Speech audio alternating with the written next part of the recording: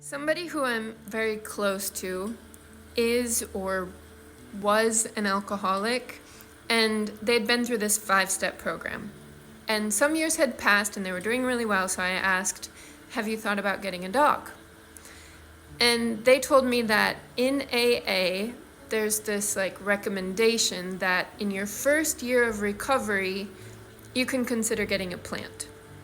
And if you're able to keep that plant alive, take good care of it, see it flourishing and doing well, then a year or two later, you can consider getting a pet.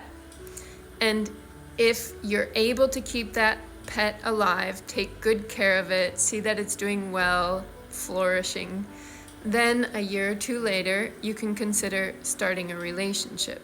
I think this is super interesting and wise, but because I think you can apply this to other areas of life, like not just people who suffer from alcoholism, but everyone. I think it's so easy to sort of imagine that we're capable of taking on these huge challenges like learning a language or getting a new job or losing 30 pounds. And yet, maybe we don't even have our lives in order and organized and the habits and routines necessary and the priorities necessary to keep a plant alive. And by the way, keeping plants alive, in my opinion, is not that easy. They require all these different steps depending on the season. You can't go out of town unless you have somebody taking care of them.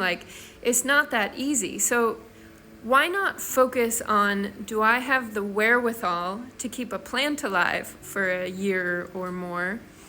And if I can prove to myself that I'm capable of that, then I can start taking on the challenge of learning a new language or losing 30 pounds. Now, I'm not saying you have to wait 2 years to take on the next challenge, but I'm asking, is your life really in order enough that you're ready for that kind of huge change?